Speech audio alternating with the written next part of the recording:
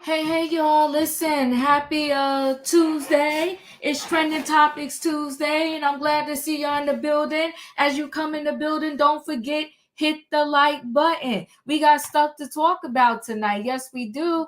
Tonight is what about the kids? This trending topic is what about the kids? Yes, so there's this teacher out there in Nebraska where she decided it was okay for her to have relations with the kid in the car that she shares with her husband, and she has 3 kids of her own. Imagine how embarrassing this is for her kids. Does anybody think about the children anymore? It's sad. Hey, Julius, we hope you having fun. So it's very sad. But it seems like nobody cares or thinks about the kids anymore. Very sad. We're going to talk about her. Then there's this mom in Texas. Lived in a high-rise, expensive apartment. She wanted to go on a cruise. She left the 6 and the 8-year-old home alone while she packed up her bags and went on a cruise. She was keeping in touch with the kids via a cell phone and a camera that she had set up in the house. Well, the neighbors told on her because they were sick of her. And the neighbors claim it wasn't the first time that she does such a thing. That's what the neighbors said. So the cops came, did a wellness check, and when they did the wellness check, they said the house smelled of urine. You could tell that the kids was trying to fix themselves something to eat and fence for themselves. And the kids said, yeah, mama's on a cruise. That cops asked them, authorities asked them, well, when you think she's going to be back? They said, I don't know. So then they got the phone. They confiscated the phone. They called mama and said, where are you? She told all kind of lies. When she got back home, she was arrested. Now the kids is with the auntie, apparently mom's sister, and I'm just trying to figure out why the mom's sister couldn't watch the kids in the first place. But now because you want to go on the cruise solo, now you got charges against you, child endangerment. You got a restraining order. You cannot contact your own children. So you're going to have a whole jail record. Got to pay. It's a mess. All because you want to go on a cruise by yourself without your kids. Now look what it cost you. You would have been better off saving up the money and taking the kids with you. And if I'm not mistaken, when you go on cruises, because I took my son on a couple, the kids, I think, at a certain age, I think they kind of eat. Well, once you pay for the cruise, it's all inclusive. You eat everything. But I'm really feeling like the kids are cheaper on the cruise. Now, she would have had to pay for their plane ticket, but what if you can't afford to take your whole family with you, don't go. Or afford to take your family with you and have a babysitter, don't go. Gonna talk about it. What about the kids? Don't nobody care about the kids no more. Then we want to talk about this, a mayor in Atlantic City, New Jersey. Him and his wife, he a whole mayor. The wife is an educator. They're accused of beating down their daughter with a stick, beating her down one point where they claimed she was unconscious. And now they're facing all kind of charges, but they're still on their post. He's still the mayor, And she's still the superintendent of schools because they said that this is personal and it doesn't impact their work life. I said, whoa, whoa, whoa. So he's still the mayor while being accused of beating down his daughter. She's still the superintendent over schools and being accused of beating down her daughter. So if you don't know what to do with your daughter, how you gonna know what to do with my kids? This trending topics is what about the kids?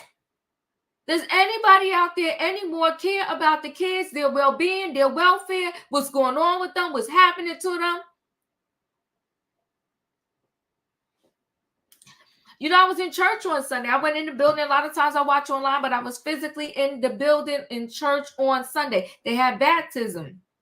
It was baptizing. Actually, I'll take that back. They had the christening of the children. And they prayed over them that they have a good life.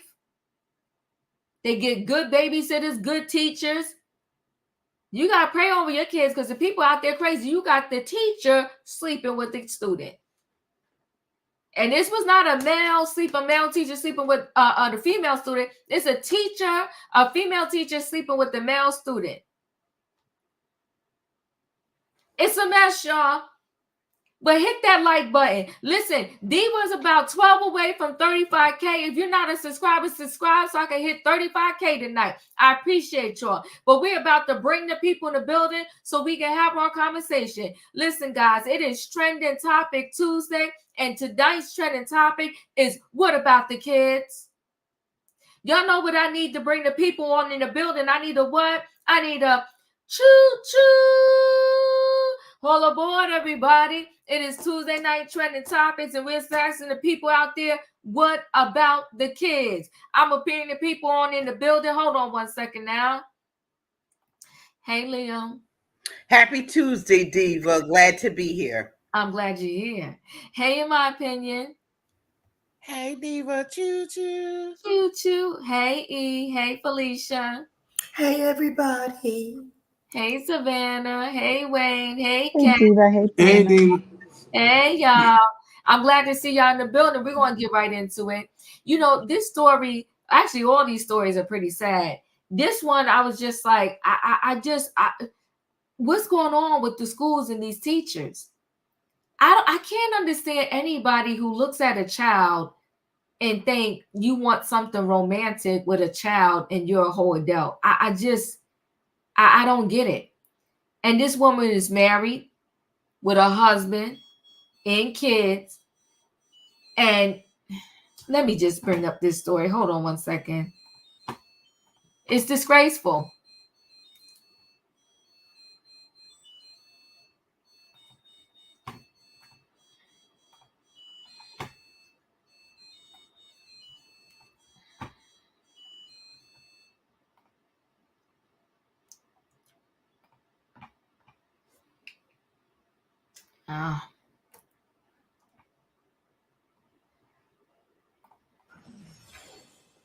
A disturbing new trend happening in schools across America. Female teachers taking advantage of underage male students and committing sexual assault against them.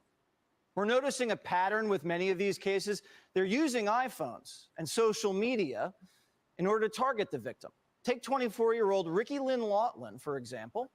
She worked as a special ed teacher in Missouri when she allegedly sent naked pictures and videos of herself to a 16-year-old student over Snapchat and then asked him to send pictures of himself in return. And then things escalated. He says Ricky kissed him and invited him over to her house to have sex while her husband was out of town. And Ricky was charged with 6 different felonies. 27-year-old Reagan Anderson, a former teacher and coach from South Carolina, is facing 2 counts of sexual battery on a student. She allegedly used Snapchat to send the teen naked photos. And then there's 38-year-old Lydia Pinto.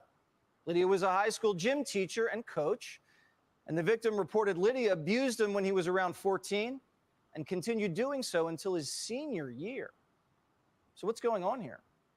Joining me now, host of Takedown with Chris Hansen, and the Predators I've Caught podcast, Chris Hansen.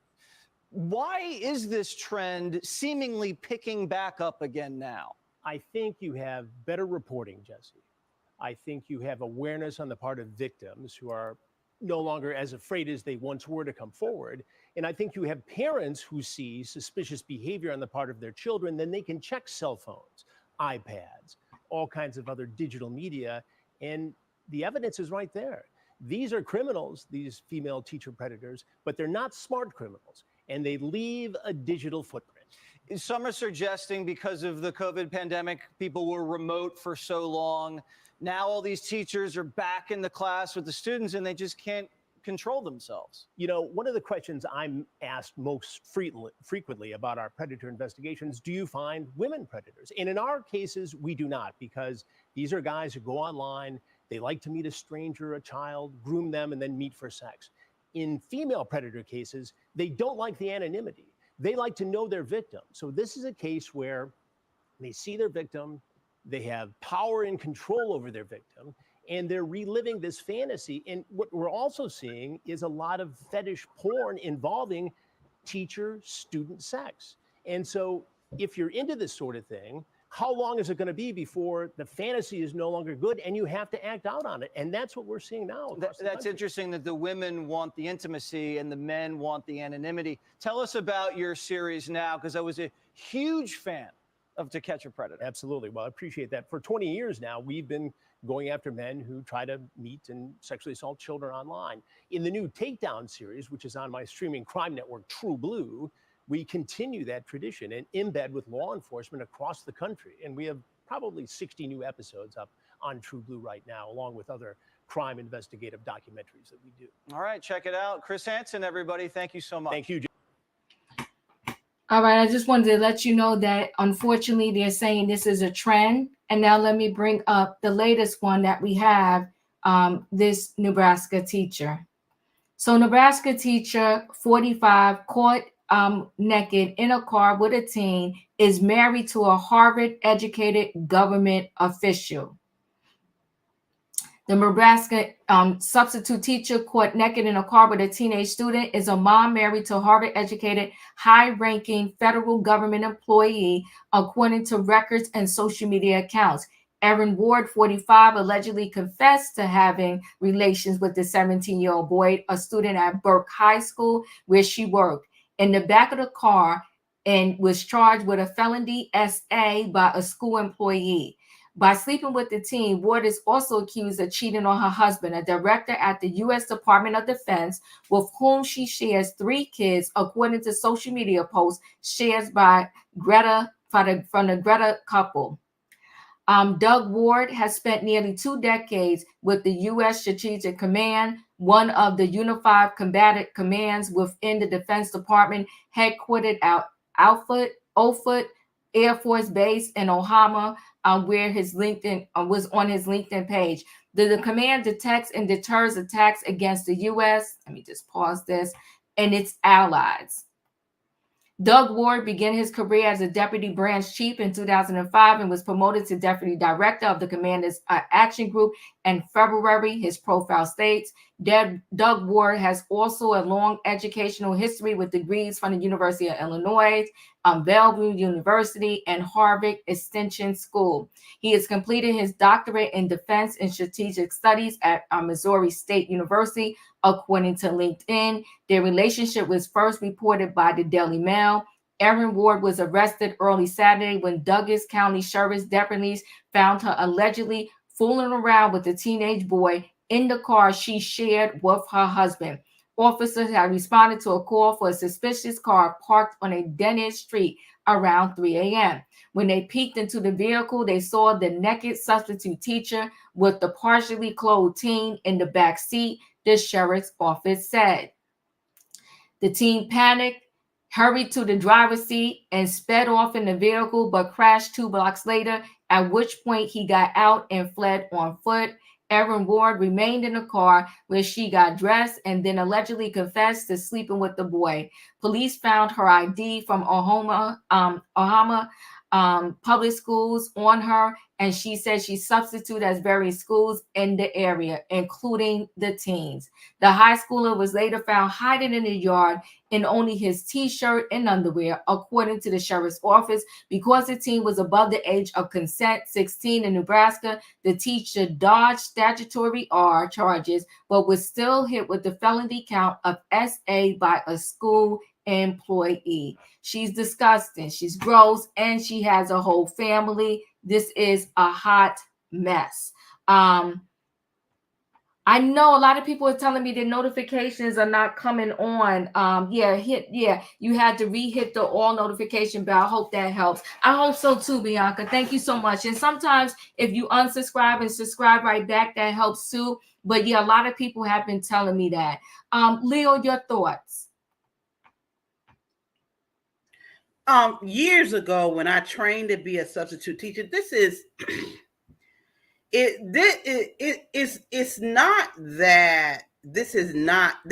new thing. It's not a new thing. This has always happened along with male predators who are teachers. Let's just say the Catholic Church. Mm-hmm. This has always happened.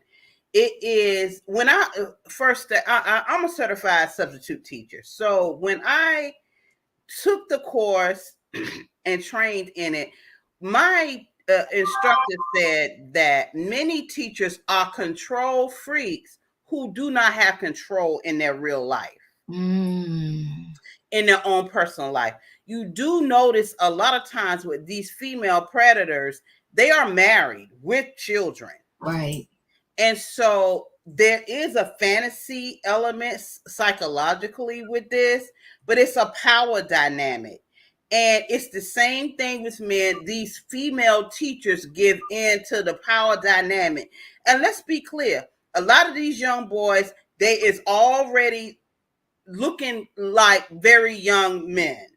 And they see an opportunity to manipulate these 15, 16-year-old boys. And they see that as along with the fact that they are now sexually aware. So they take advantage of that. And they try, and a lot of times when you see these predators and these female predators, the story that they tell is that they just couldn't control themselves. They seen the opportunity, they went for it, they're sorry, all of this, all of that, but they are still predators. They were predators the whole time. Like I said, it is a control thing and a power dynamic. And they give in to the fantasy of being able to control a young boy sexually because they are not in control of their own real life. And it's sad. And I really think that they need to have harsher sentences. They need to really get thrown up under the bus. They need to lose their family, their kids, because they have been trusted with young people, and they destroying these young men's psyche, not just young boys. They're destroying not just their life, but they're destroying them emotionally. Mm-hmm. That's it. Mary Kay, I remember her, and she went to jail and then got out and still lived a life with this young boy, and they kissed. I'm remembering that. Mary Kay Letourneau. Yes, she went to jail, got out of jail. And you know what? She got out of jail on bail and still went to go see this young boy. Went back to serve her whole sentence and still got out again and tried to. And you know, she passed away from cancer. They had kids. And together. They had kids. They had a whole family. She would not let it go. And he spoke about how she turned his whole life upside down. Like he could have done other things with his life instead of being 19 years old with a whole family. And it's a power dynamic that they give into that they cannot resist. I don't know anything outside of that part of the psychology, but that part they give into a power dynamic that it's still, to me, I feel like it speaks to the patriarchy that women exist there. You see a lot of them, it's them clear women too. It's the patriarchy that they give into so early on, and the opportunity that they have to exhibit power over others, and the teaching field allows them to do that. They are predators. Yeah. Yeah. Sad. This boy is only 17 and she's 45. Yuck. In my opinion, but that's the reason why you already know people with a straight mind would not be attracted to a child. So you know there's something going on in the brain that's not right. What grown woman is attracted to a child? I don't know. It's crazy. In my opinion, you're up. So, Diva, I was looking this up and it said why educators has misconduct is frowned upon. The schools can choose to fire an employee who engages in sexual relationship with students.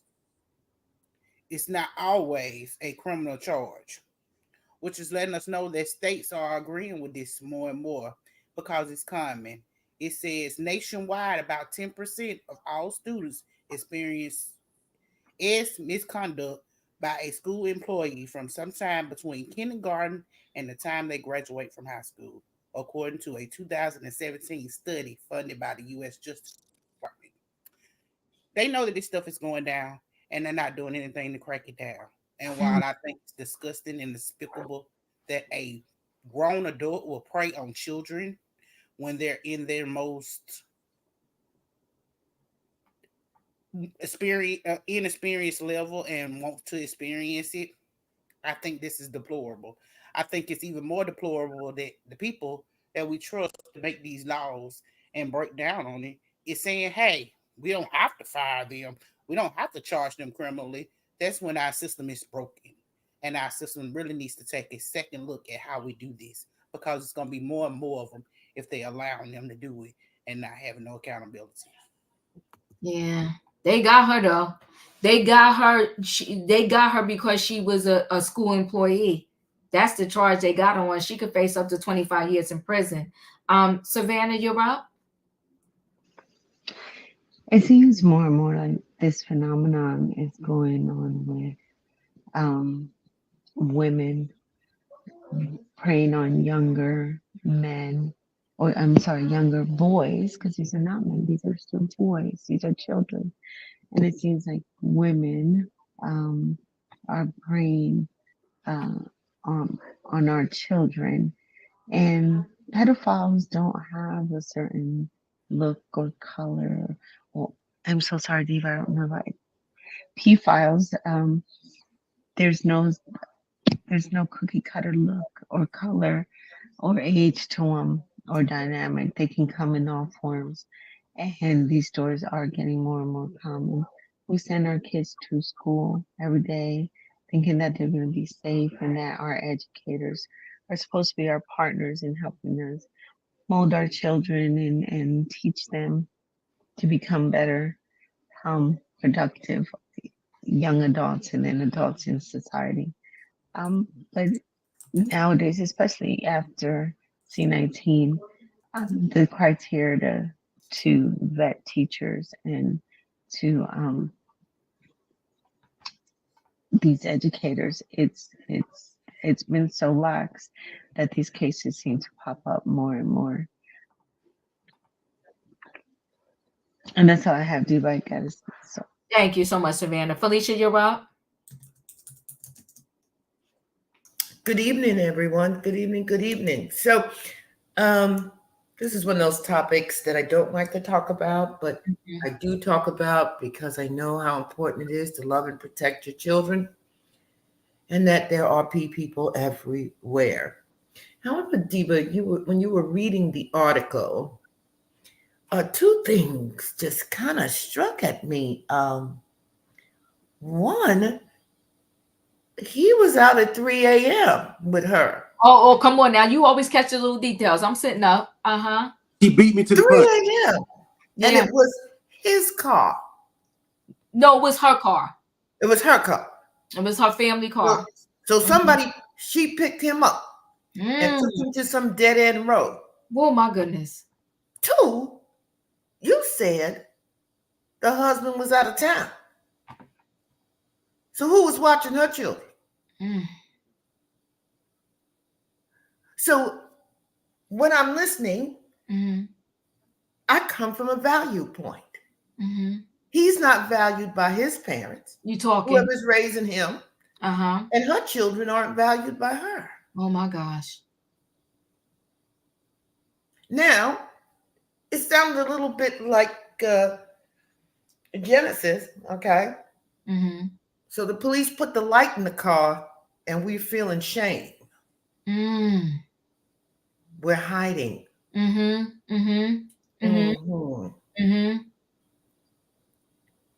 So what I want to say to my young sisters in that middle row, how do you protect your children from becoming victims of someone in authority like a teacher? So when I went online, I looked at some things and they said, how to protect your children, what to do, particularly when it's a situation with someone in authority. It says to teach your children about boundaries. Teach them how to speak about their bodies. Be available. Let them know they won't get in trouble. And give them the chance to raise new topics. And I would gather, no matter how uncomfortable it may make you or make you have to open up your mind to what may be happening. So the other day I talked about pause and pray, and I bring it in here again. Because when you're 16, that's when these young people are exploring sexuality and things like that. And someone in authority, someone is around your child all the time, can see that maybe they have a little bit more interest or they're a little bit more vulnerable or perhaps even isolated from their peers, and they befriend them. It's 3 a.m. and this kid ain't home. Oh, come on. Ooh. So nobody at home is wondering where you are. I think it was 48 said that night, to keep running after your kids. Keep chasing them down. Keep letting them know that you love them, that they're valued, that they're wanted. Because if it's not your kid, and I can say this personally, I didn't ever go into a school, a classroom, a teacher, and not let them know that my child is to not be valued. And what I'm saying is, when you send your kids to school, to camp, to a program, and they enter alone, people sense that, maybe someone doesn't really care. No, I let people know, not mine. Don't even think about it. I've told you all before, my son's inventor, very handsome, good-looking people, okay? No, don't come for him. Don't come for her. Because if the school don't put you under the jail, if this one don't believe, I am. I'm coming for you. So I think we need to let people know, no, these children are valued. Be damned with what other people think, what you think about your kids. Love and protect and value your children. There's some place at 3 a.m. Don't assume you know where they are. Find out where they are. We've had many of your subscribers come up here talk about these tracking devices on the phone. He should have had one on his and someone who cared enough about him to follow that track and find him before the police did. Woo! Let's really start getting to work and looking around at who is targeting my children. And for those of you who set that plate, who set that table, who welcomed the family predator to Easter dinner, here come July 4th. Please don't invite them to the barbecue. Set some boundaries. Put them in place. I'm done. I appreciate you, Felicia. Yeah, 3 a.m. 3 a.m. E, you're up. So here's the thing, when working with anyone, whether adults or kids, just being in close proximity with the same individuals can make people feel familiar with one another. And while working with children, because I have worked with children previously, I have felt a maternal instinct to protect, educate, and implement consistent structure in my line of work. Never anything sexual or romantic, because that is where I draw the line. But what some people do who are similar to me, who are empathetic when it comes to certain children, we do have to remove our feelings from the classroom, because we're trained to be black and white and to not overstep boundaries. And if you get too involved with your feelings, you will get lost in the message. And I know Leo may be able to understand where I'm coming from a little bit, but when it crosses over from just having a maternal instinct and you're talking about having romantic feelings, that is where I draw the line, because that's impossible. I don't know how you can look at a student who is looking to you to be an instructor or a caregiver or a safe haven and turn that into something explicit. It's such a dirty thing, and it's wrong, it's predatory, and it's disgusting. And what I will say from working in the school system previously, as many male teachers as there are on staff, and I know they say that it's not a lot of male teachers, but in every school I've been to, there's always a black coach. And just the ones I have been to. So I'm pretty sure there's some white coaches, but there are always some type of male teachers there. What the hell would you do with a little boy? Just trust me. What can a boy do for you with no money, no driver's license, no emotional intelligence, limited intelligence, no place to say? Listen, most of all, underage. What the hell do you talk about with this person outside of the classroom? What is the commonality like?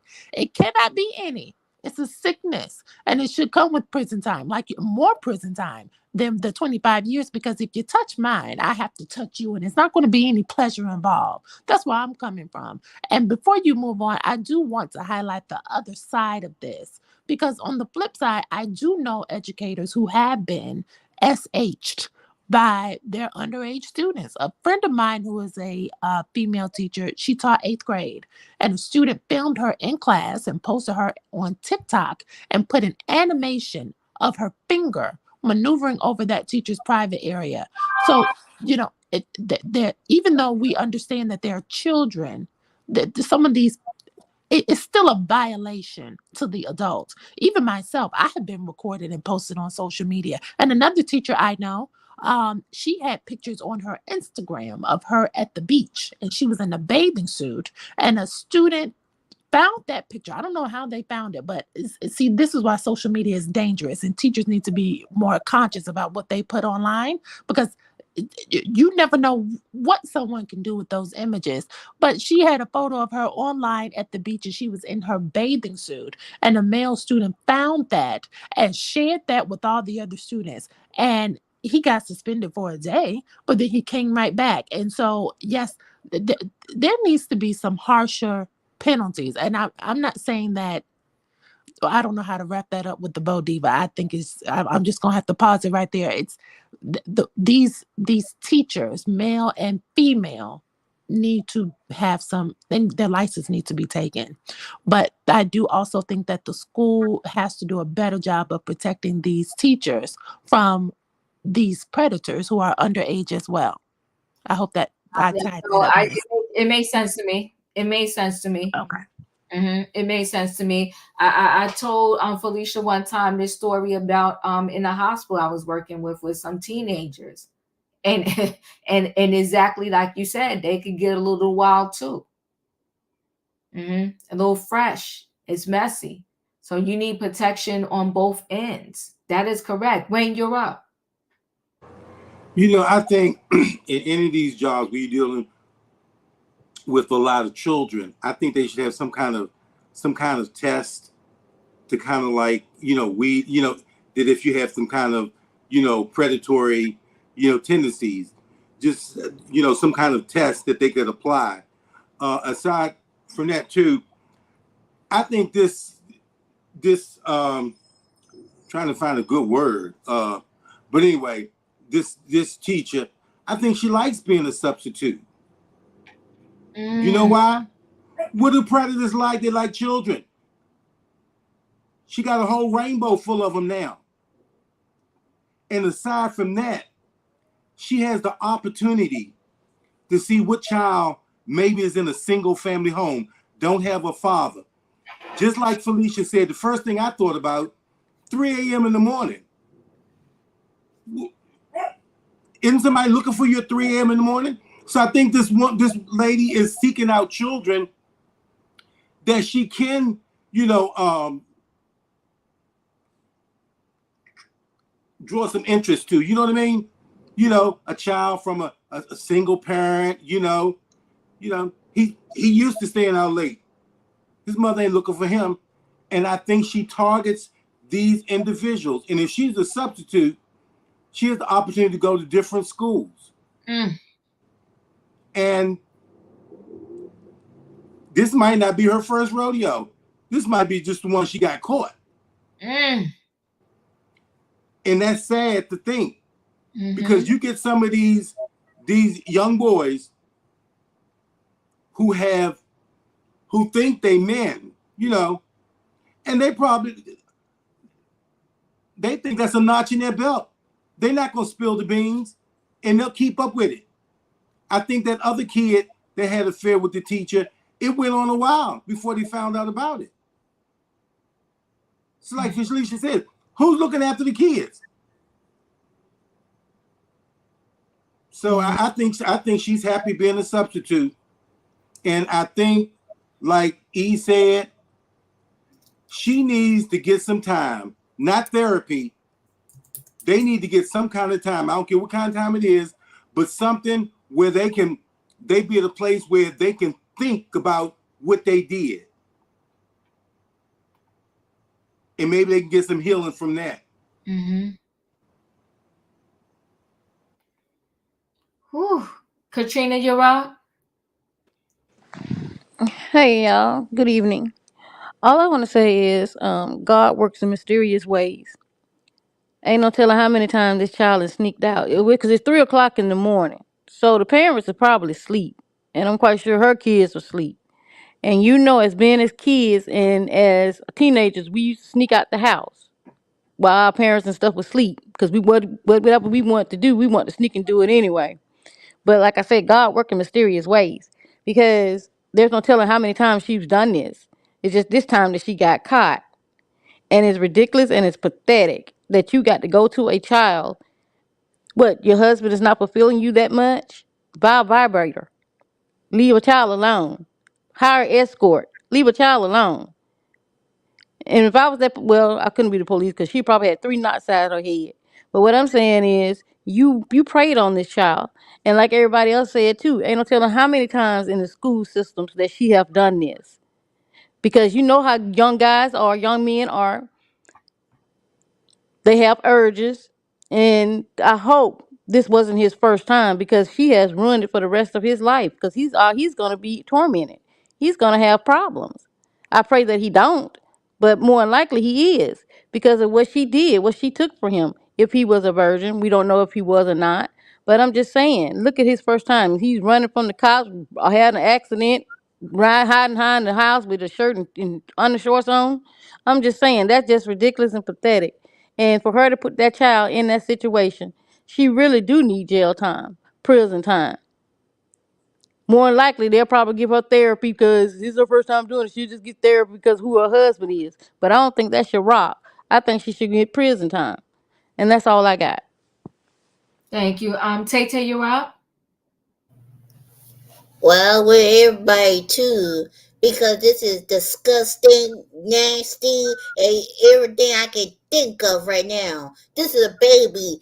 We put our children in your hand to get the best education, and you gonna do that something to our children like that? I hope you lock in the prison and then look in the mirror and what you think. I hope she get therapy too. Lock the keys forever. Thank you, Tay. I appreciate you. All right, guys, because I came to you already, Savannah, correct? We're going to roll into our next story.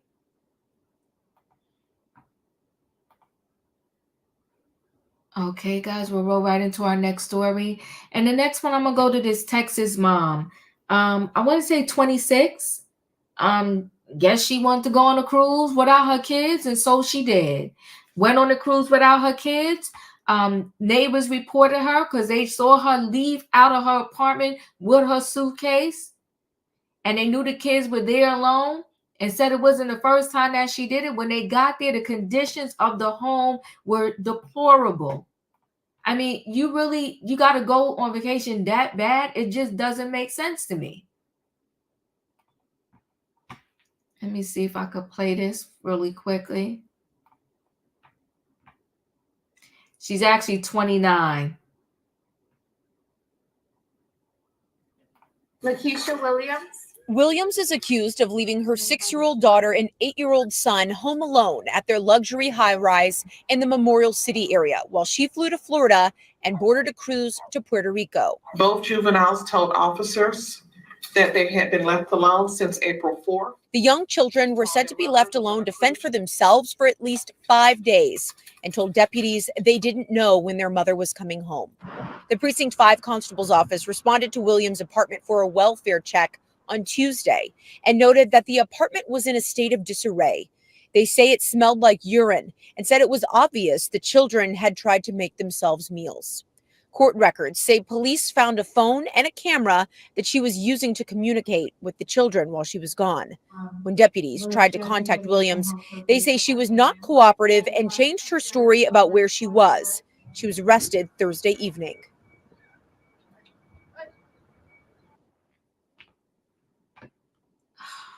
Hold on one second. Let me just come out of that.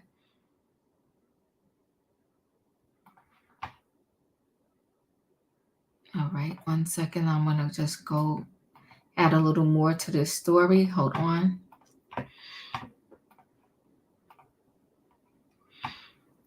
So the Texas mom left young kids 6 and 8 home alone for nearly a week while she vacationed on a cruise, the cops said. Let me just mute that. A Texas mother was arrested after she allegedly abandoned her 2 young kids to go on a cruise, leaving the children home alone for nearly a week, officials said. Lakeisha Wood Williams, 29, was hit with 2 charges of child endangerment last Thursday after officers found the 8-year-old and 6-year-old alone in their high-rise apartment complex in Houston with no adult supervision, according to the Harris County Constable Precinct 5.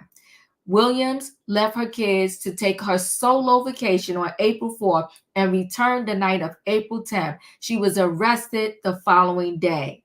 Concerned neighbors called emergency responders after worrying about the siblings' welfare, according to the constable. The neighbors saw Williams leaving the building with luggage on April 4th and noticed she failed to come home after several days, according to court records.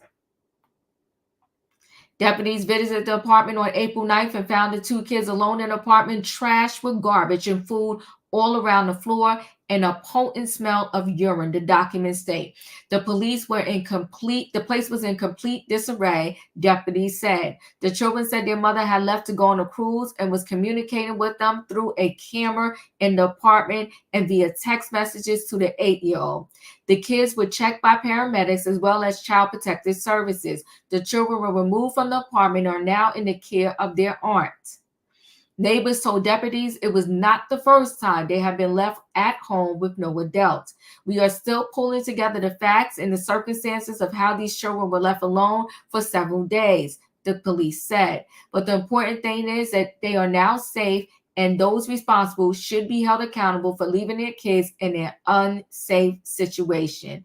Williams was booked into Harris County Jail on a $40,000 bond, according to jail records, and actually her court date was set for Monday. Whew. Right? And that's what I was thinking too. The school didn't call. Leo, what are your thoughts on this?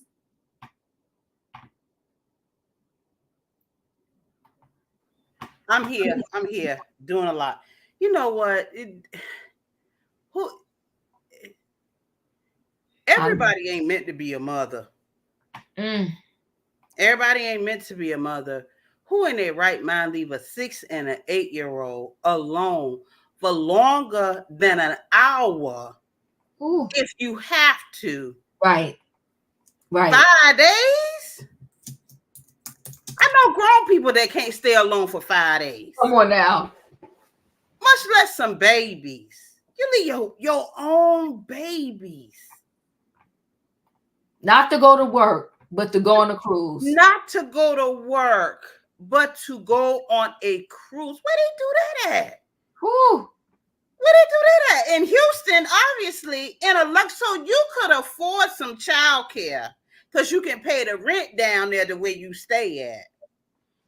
I don't know why you ain't called a sister. What is so important about going on a freaking cruise and not taking care of your children? I cannot.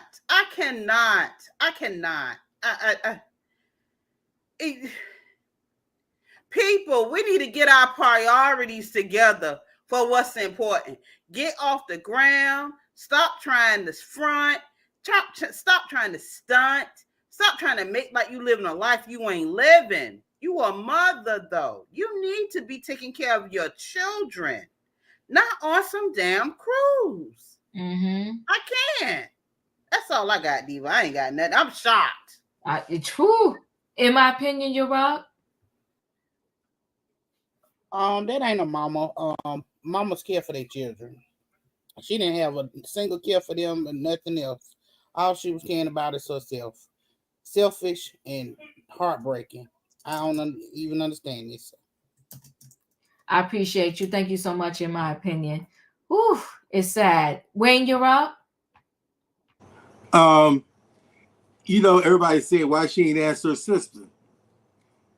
I mean, how many of y'all, this sister asked y'all, could you keep my kids while I go on a cruise? Her sister probably said, heck no. And she probably said, I'm going anyway. And somehow she justified in her mind with the communication through the phone and whatever, that she could do something if something happened. She's in Puerto Rico. That was useless. I'm really speechless. I mean, because I can't even fathom 2 children. I mean, they said the officer said it looked like they tried to cook food, fix some food. Yeah. I mean, that's hurtful. And the thing about it is that they probably won't look at their mother as she did something hurtful. I mean, they don't know that the danger that they're in, that's the innocence. That's all. I don't know what I don't know what they should do, but it's almost unbelievable. Yeah. Felicia, you're up. All right, so I'm gonna keep it clean. Okay. I'm gonna offend some people, and I'm gonna tell you it's gonna be all right by me right now. I believe she was going to work. I believe she's one of those paid traveling. I don't want to say the word SW. One of them kind of workers. Yes, I do. Yes, I do. I do. And so the job entailed that she be on this cruise, going to Puerto Rico, and she's gonna make this money, and she was gonna leave the kids home alone because she had to go to work. Now, I don't know. You showed a picture of the building. There was a man standing out front, and the sign said luxury rentals. I don't know what rent is in Houston. I guess somebody in the chat could tell me. Okay, but if you're tight on your money and you got to pay to live a certain lifestyle, maybe it requires that you be a traveling ex-worker too.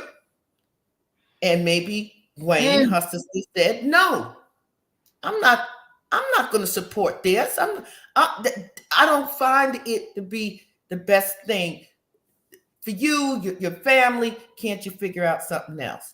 And like Wayne said, she said, well, I'm going to go anyway. Mm. I'm going to put the phone with an active camera like people do dogs and cats when they're traveling to see how the dog doing, the cat doing, the bird doing, because this is how she devalued her children. They were no better cared for than a pet. If you tear up the house, whatever, that's what it's going to be. So much so that even when she knew she may be in some trouble, because I do believe that somebody said something, okay, she still couldn't come back because she was working. So she didn't even have the money to bring herself back. So now, those of you who are out there living that kind of life, you got to make sure that when you are going to travel for work, that there's something in place so that you can say to your sister, look, I'm going to make this money anyway, but I'm going to pay you $1,000 to watch them because that's part of my package of my payment plan. See, because I understand everybody's not going to take the so-called high moral road. We're going to do this work. But even when you're doing this work, you can demand your fair pay. I've got 2 children. They need to be cared for when I'm on this cruise with you. So you throw in another $1,000 to cover the child care fees. I am so sick and tired of hearing about all these Black folks not getting paid. I'm just done with it. Labor is labor, whether it's moral or immoral. Please be compensated for your work. I'm done. What is that? Thank you, Felicia. Tay, you're up.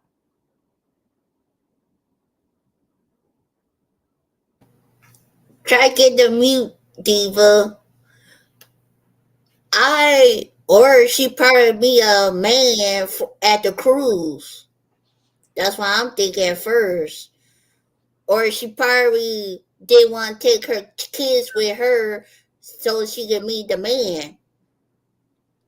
There's a lot of question about that right there.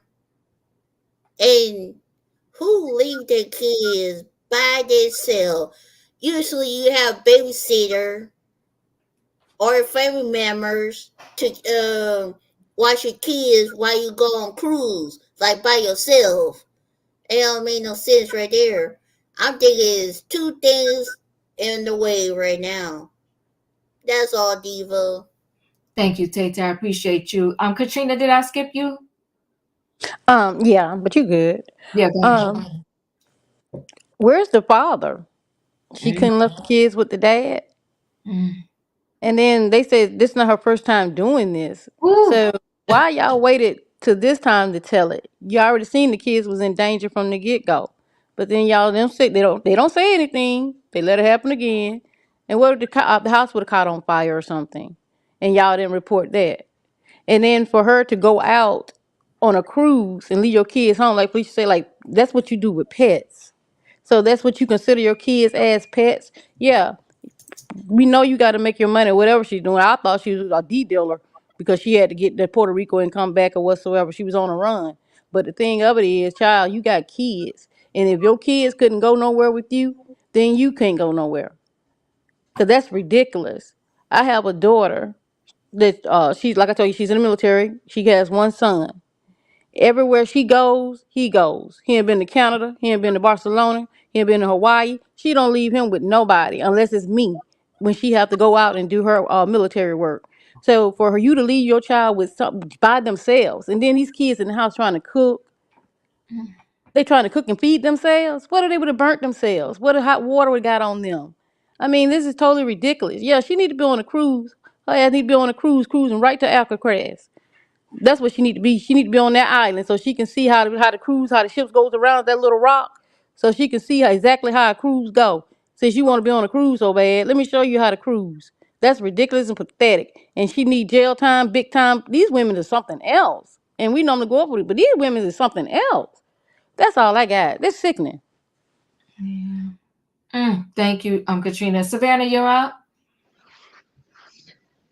So, Diva, I think this is a trend. I just seen a couple weeks ago, the trial of the Ohio mom who left her 16th month old baby alone in a playpen so she can go on a cruise to Puerto Rico.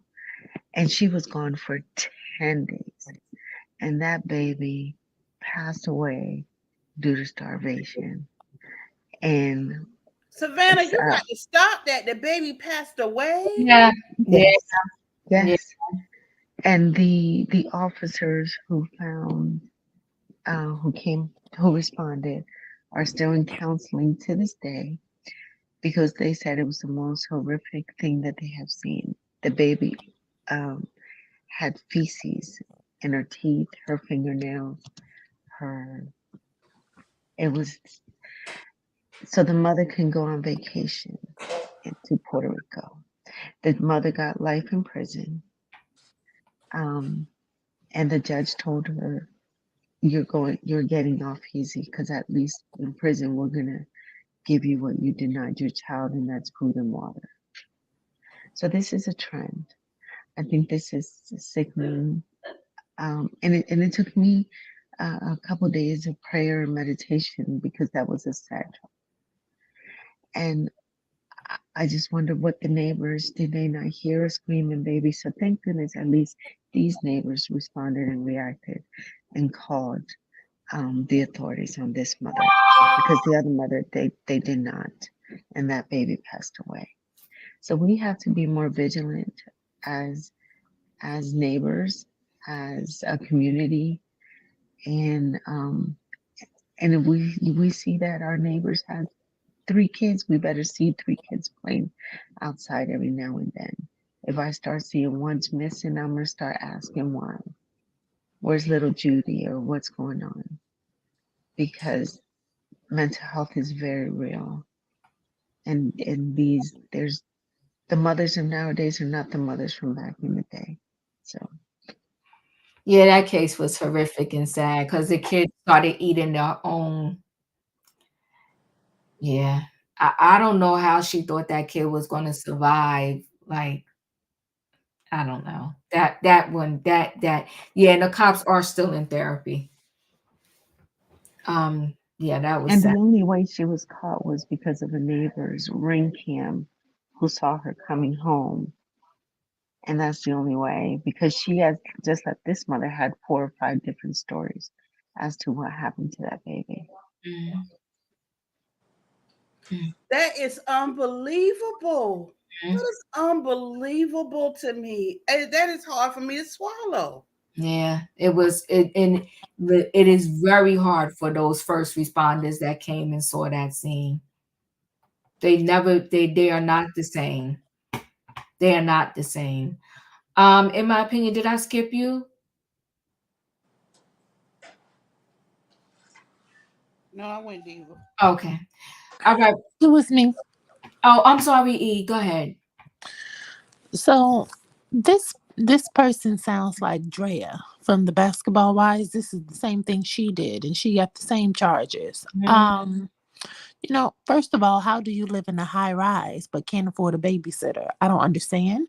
And as a mom, how do you lay your head on a pillow of comfort at night on a cruise without laying eyes on your babies in the next room before you go to sleep? What the hell is going on?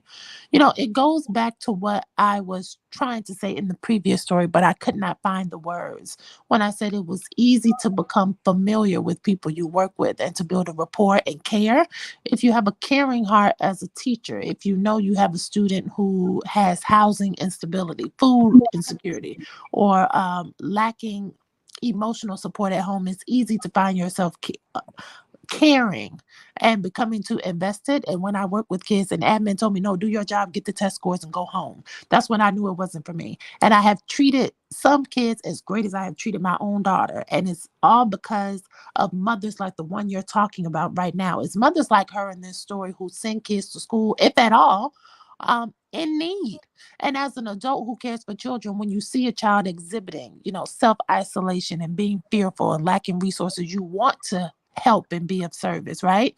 And so you want to not only help the kids but also the families, and then you have people like this who don't need no help, because how are your children without, and then you're somewhere around on a cruise. And as an educator, it's a slippery slope, and it's painful because no child deserves neglect. It's I don't know how to articulate it in the way I want to, but it's parents like this that really drive me up a wall. Because excuse me, lady, how do you leave an 8-year-old at home alone and go on a cruise? What the hell are you doing? And the police report said it reeked of urine. So the, the kids weren't even taking care of themselves. Not that they should have to, but there was no supervision. And it said there were evidence that they tried to fix themselves meals. Like, what the hell is this? It's infuriating. 8-year-olds are not supposed to fix their own meals, oversee their own safety, and not know what the hell you are when you're coming back. I have a 7-year-old, and you're not using that stove without me. I mean, I don't know how you can. I don't know. It's a scary thing, because I have experienced such a thing. I was a latchkey kid. And even if a kid is smart and knows how to work a microwave, they still want their parents home at night, period. And so what if it wasn't the police calling? What if it was the hospital calling and you had no way of getting back to them in an urgent manner? Felicia said the girl was probably a working girl. Well, how about this? Find some damn work in the city and come home at night. Yeah, I agree with you. This the story, first of all, both are very triggering, but that story with the 16-month-old, I don't think I could ever do that. That story is very triggering. It's extremely sad. And my son, this July, he'll be 19, and I promise you, even when he's hanging out, I'm waiting up for him to make sure he get through the door. Then normally when he get through, as soon as he get through the door, because I'm not a night person at all. And then as soon as he get through the door, like, I can knock out and then I'll go to sleep. I just don't understand how a parent is okay with leaving their kids alone that's 6 and 8. And you're really on a cruise partying and having fun. I don't know. It's just so now you're really going to have fun. Have fun in prison. Have fun behind bars. Have fun not being able to, because you didn't care anyway, not being able to at all speak to your own children that you gave birth to. A hot mess. And your kids had to be subjected to this. Talking about not being loved and protected. To think mommy is going to have fun and we're here. And I got to figure out as an 8-year-old how to maybe try to feed my 6-year-old. They could have drowned in the tub just trying to take a bath. I mean, what kind of mother are you? You're at a buffet and they're still trying to figure out how the hell to put something together. They're trying to figure out how to get on top of the counter to get them. It's infuriating. It's infuriating. And then, so that means to tell me if they was trying to make something, you didn't even have the nerve to meal prep for them. To say, this is what you eat for breakfast on Monday. This is what you eat for lunch. This is what you eat for dinner. You just left them. You didn't care. They needed to be out of her care. And it's so sad. It's very, very sad. It's very, very sad. Diva, if I may. Yes. When you read the story, this wasn't the first time she has left her children unattended. But this was the first time she was gone for so long. So this is a pattern and a practice of hers. And this is why I believe that she's one of those workers. Oh, I'm connected. This is what she does. So I'm going to speak for me here. I probably would have called her out in a very loving way and said, listen, you're going to do what you're going to do. And I want you to bring your children here. I don't care what time it is. Please don't leave them by themselves. See, sometimes we come in with the judgment and we don't come with a solution. So she's been doing this, and the people say, okay, she only gone a day and a half. But this time it was too long. And God bless, as Savannah said, that somebody picked up the phone and said, okay, we've had enough. Intervention is needed. But when we called a friend and said, I'm going on a cruise to Puerto Rico, just for a moment, folks, you think fabulous ship, all the buffet, all the meals, there's all this entertainment. And in my head, I'm thinking, this woman is working and worrying. Okay. I know it's hard to receive that thought, isn't it? That this kind of person would leave home and leave her children, and clearly she doesn't value them. Well, why would she worry? Because we all do have a form of a conscience, and some of us really do know right from wrong. So I don't know what her situation was. I don't like what I'm hearing, but this happens more often than not. We know a neighbor, a sister, somebody, a father who goes off and leaves the kids alone, and we say nothing. It may be one of us. Do it all the time, and we don't get caught. Well, this conversation is to open up people's minds and their hearts and to rethink some of the things they're doing. You don't bring trash in your home around your children because it's their home too. And when you have to go work and go outside your home, you make sure you're getting paid enough to pay for qualified childcare. You're going to do what you want to do, make sure you get paid up front. The cost of doing business. 48 TCO, and I seen several people do that when I was going to school, and I can respect that. I took my boys to my GED classes a few times a couple years ago. I got there early to ask the professor. We sat in the back, and I made sure they were straight. I had to handle business.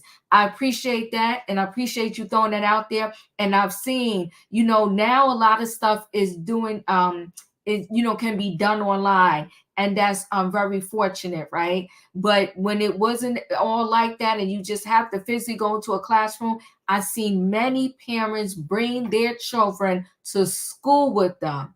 That's how you handle business. Respect you. Thank you, Felicia, for your opinion. I'm gonna say this. I don't have no judgment towards your work, but I do have a problem with your work and you leaving your kids home alone for 5 to 10 days on the clip. Just me personally. Yeah, that's what I have a problem with. I'm not judging your profession, but I am judging that, because if you're going out and making that money and she's in a very high-rise, expensive building. So if you're going out there to make that money, you got to set your priorities on where your money is going to go when you get the money. And so therefore, to me, there is no circumstances where you should be leaving these kids home alone for days on a clip. That mother, if you could go read that story, I just can't do it, because the condition that baby was found in, like I think Savannah, you told us, those officers were traumatized.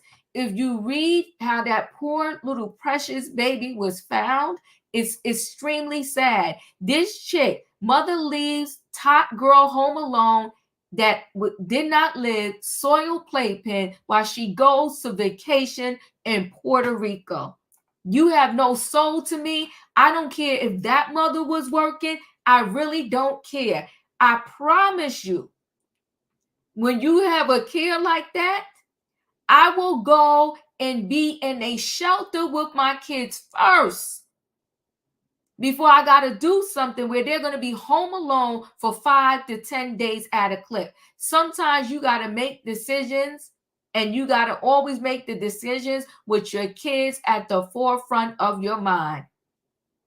Because sometimes, too, you never know, leaving them home with a neighbor, maybe the neighbor's going to end up doing something to them, because we got a couple of stories like that, too. Diva, I'm going to say this. Mm-hmm. I didn't take a vacation without my children when they weren't old enough to provide for themselves. When it comes to all-inclusive vacations, I know the ins and outs. But what I'm trying to say here is that all too often children are left home alone, and it becomes the standard. Do you really believe that this is the first time her family knew that she went off and left her children alone? This is what I'm trying to bring up into the consciousness here. Oh, I'm going on a cruise to Puerto Rico. Oh, that sounds so fabulous. Girl, have a good time, blah, blah, blah. Who's taking care of your children? Well, I asked my sister. She said no. So I don't know what I'm going to do, but I'm going on this trip. Maybe we do have to step in and do it for free and wait for her to come back and have a different conversation. Because just standing in judgment on what she's done is not going to change the outcome for her children. She's not going to get a lot of jail time. She's going to be back out here. Maybe she has to take some parenting classes. Her sister's going to say, well, I've been telling her or whatever. But I firmly believe that her family knew and they did nothing.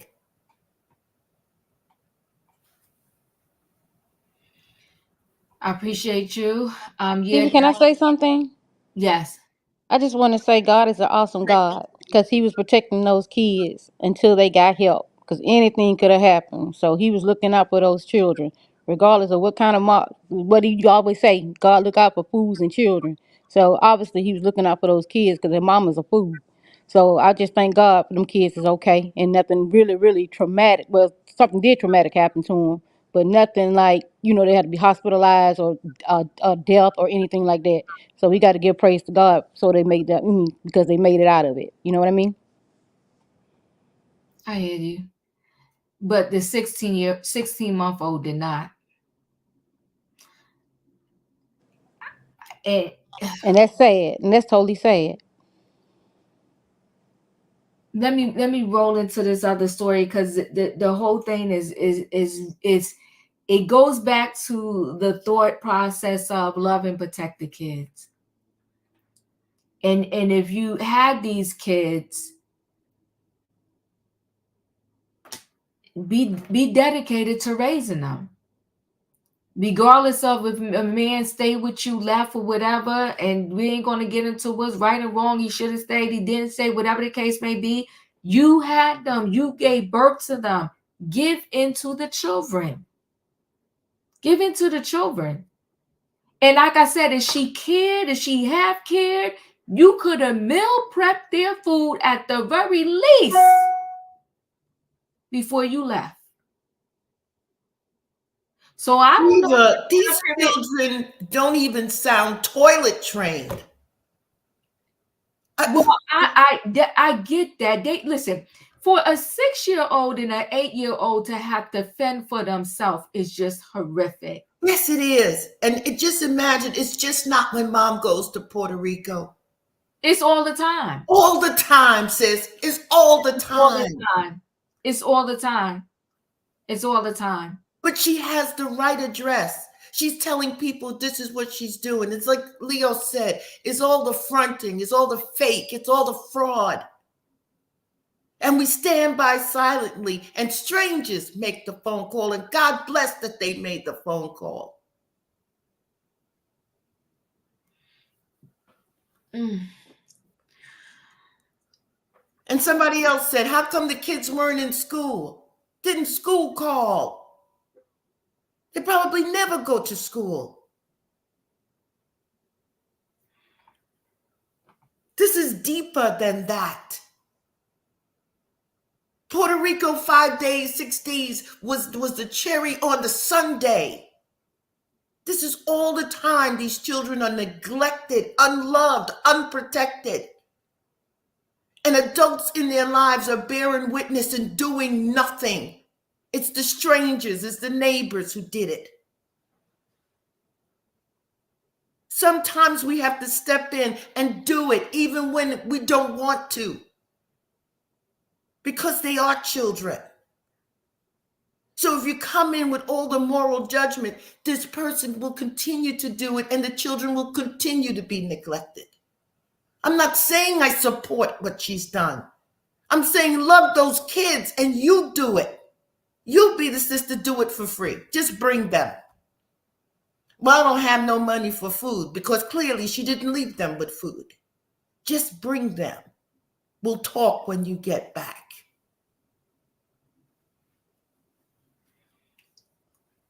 All right, let's yeah, they could have accidentally a whole lot could have happened.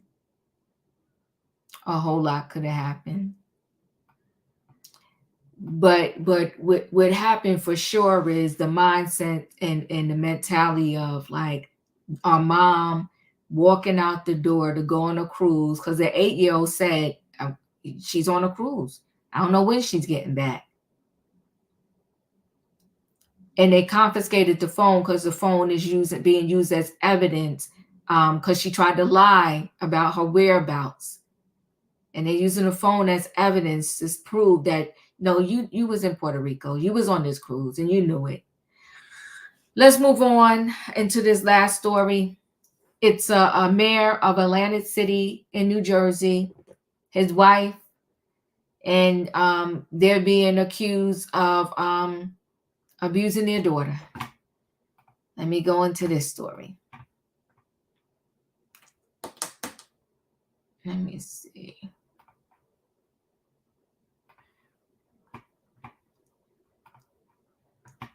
All right, 1 second. I clicked on the wrong thing here.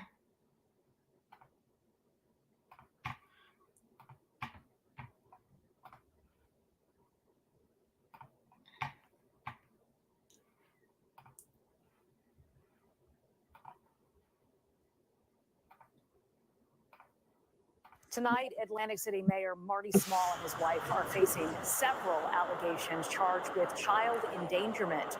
Prosecutors say the couple physically and emotionally abused their teenage daughter. Thanks for joining us at 11. I'm Sheba Russell. The charges come more than 2 weeks after law enforcement raided the family home.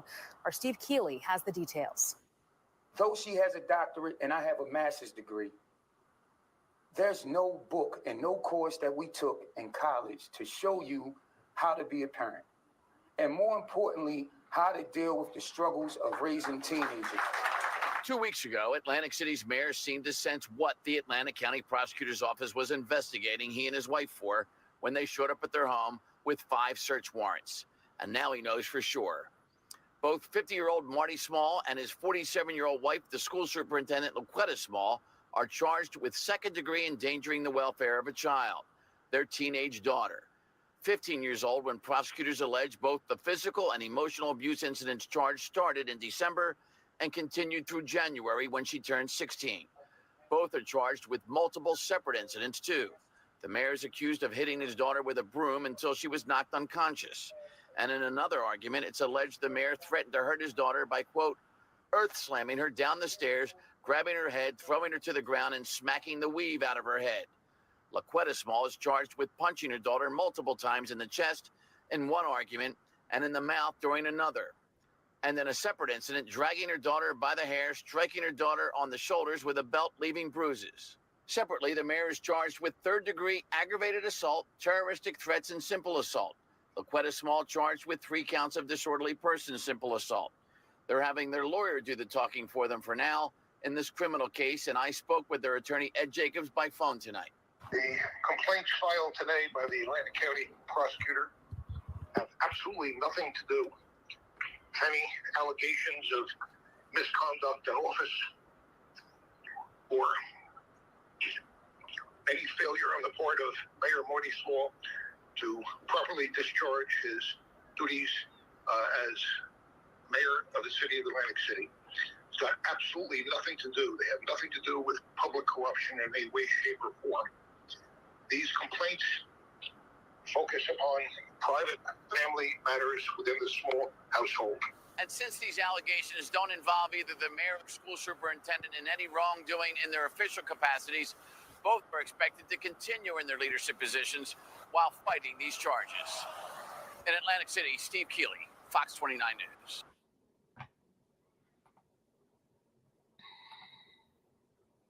That's the mayor.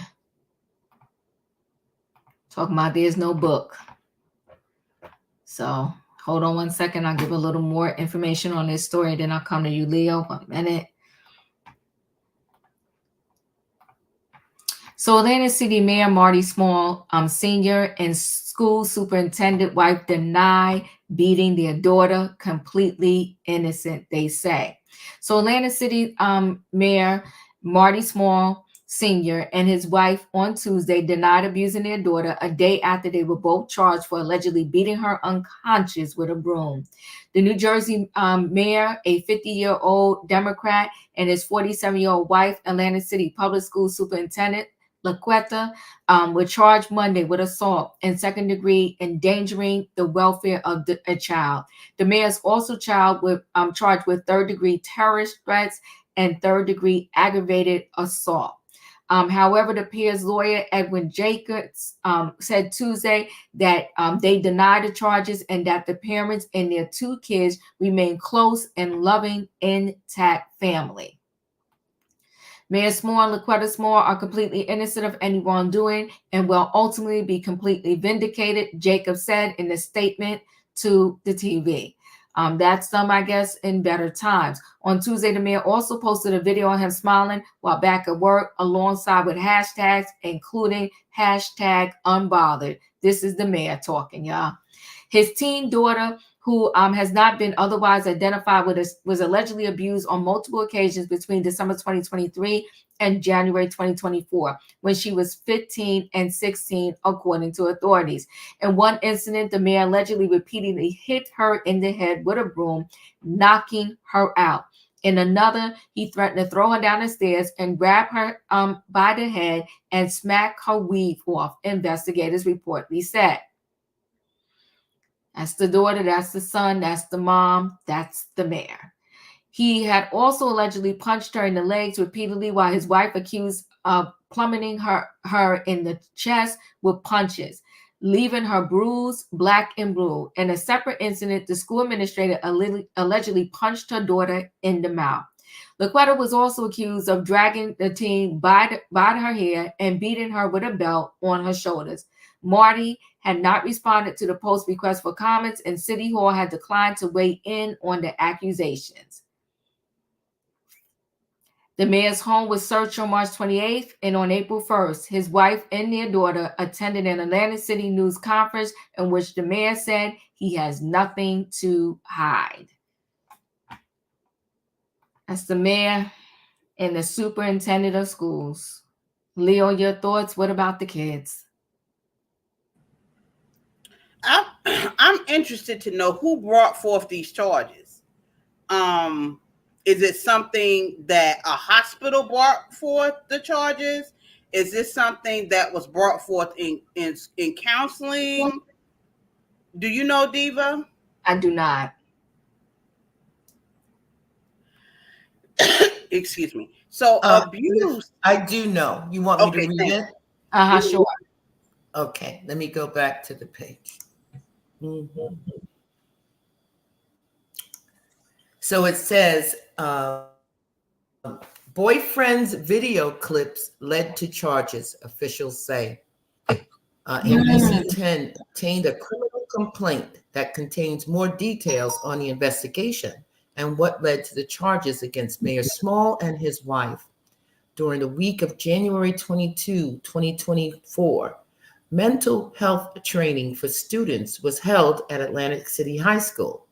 At the end of each session, students were provided with, quote, exit tickets with 3 faces representing happy, neutral, and sad. Each student was asked to circle one face to represent how they were feeling. After Small's daughter was given an exit ticket, she circled the neutral face and then wrote on the back of the ticket, quote, abuse, and that she would like a counselor, according to the criminal complaint. An employee at Atlantic City High School obtained the teen's ticket and gave it to one of their mental health trainers. The employee later told detectives he approached the teen around 10 a.m. that day and spoke with her for 2 to 3 minutes. The teen told him she had been hit with a broom and passed out, according to the complaint. She also described her father as a, quote, big guy, and said she wanted to continue on with her life. The teen also told him she had already spoken with the principal. The employee said he and another school employee spoke with the principal later that day and reported what the teen told him. He told the employee the teen never mentioned the alleged abuse to her, but she would report it to the Department of Child Protection Services. The principal also insisted she'd make the notification to Child Protective Services when the other employee said she would do it.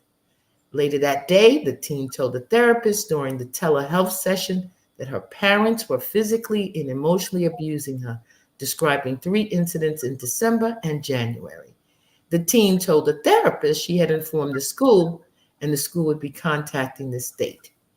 Investigators said the teen told her therapist, "I was really stressed. I was crying a lot. I wasn't mentally stable. I wasn't comfortable around them. I just didn't feel safe." There you have it. This is overwhelming. I just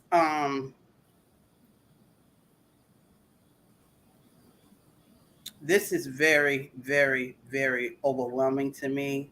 I believe this child. I believe these children. Abuse that goes on in the home is the most silent of abuses.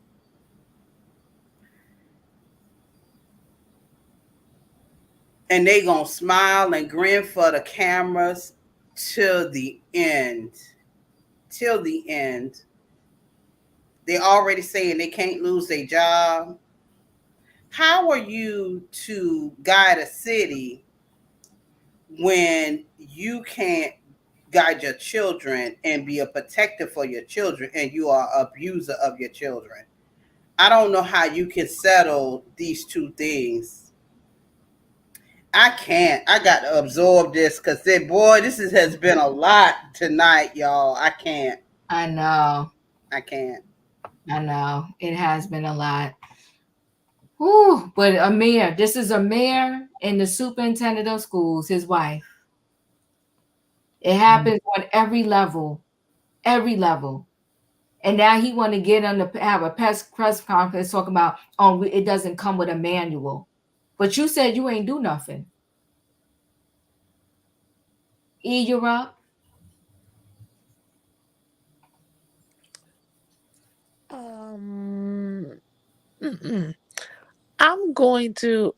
No. I need some more information. I'm sorry. I got to pass on this. Not a problem. Katrina, you're up. Yeah, I'm wondering about this story too, because this is the only time that she was abused from the age of 15 to 16.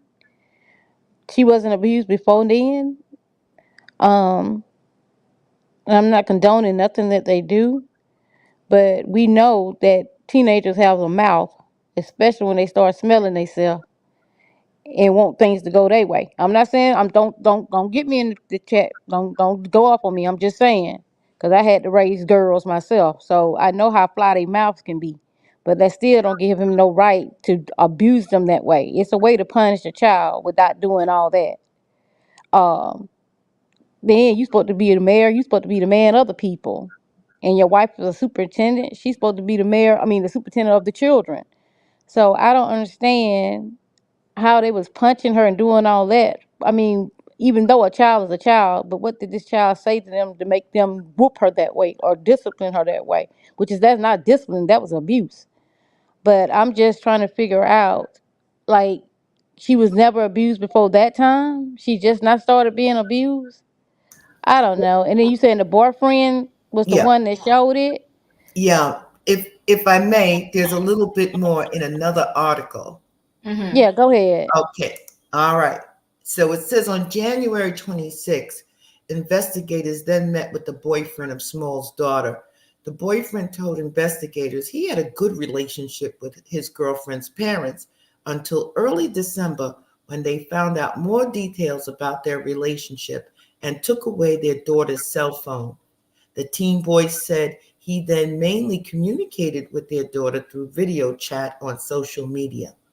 The teen said his girlfriend repeatedly described incidents in which she was physically and emotionally abused by her parents. He also provided detectives video clips from his cell phone and iPad showing evidence of abuse, which included swelling, scratches, bruising, and hair loss. They also spoke to the boy's mother, who confirmed her son had reported the abuse to her. Investigators reviewed medical records, confirming Small's daughter had been admitted to the hospital on January 16th for a head injury. The medical report stated the teen went to the hospital for a head injury she suffered 3 days earlier on the 13th. After being admitted to the hospital, the teen told the nurse she had hit her head on a window while playing with her younger brother and passed out. Mayor Smalls was with her at the time and confirmed that story with the nurse. Her diagnosis from the hospital was a head injury and a loss of consciousness. Detectives also spoke with the older cousin of Small's daughter, who works as a secretary at the Atlantic City High School. The cousin confirmed there was tension between Small, his wife, and their daughter over their disapproval of her boyfriend. The cousin also confirmed she had noticed bruises on the teen for the past 2 months.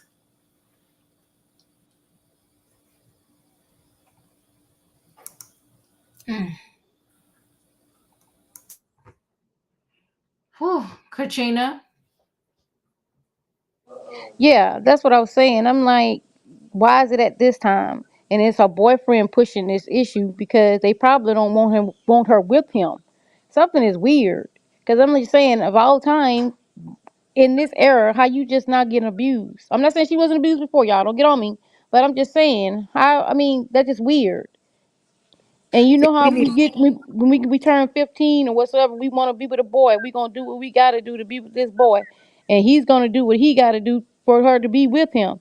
So hopefully it's not abuse like that in her family. But I just find it pretty weird that they just abusing her from Christmas to January. But I mean, and like I said, we already know that we get mouthy at the age of 15. We talk back to our parents thinking we grown because we want to be with that boy. But I'm not saying that give him the right to abuse her or whatsoever. I'm just saying it just weird. It's just weird. But Well, that's all I say it got, like you love. mean it, Katrina. Say it like you mean it. We need more information. Wait, hold on. Yeah. Let me add to the conversation. I don't think it's weird. Um, but I'm not discounting what you're saying, and I understand you need more information. But see, I got enough personally, to be honest with you. I think they had an issue with the boyfriend, but I also think there's been an issue in that home, point blank, period. No matter what a teenager is going through at the time, if you don't solve and you haven't been solving in your household issues with violence, when this boyfriend comes along, no matter what is or is not going on, you're not going to resolve that issue with violence, and especially violence on that level. That's high level violence. Okay. Yes, it was. Yes, it was. Maybe taking a cell phone, maybe saying whatever she was or was not doing with this boyfriend of hers.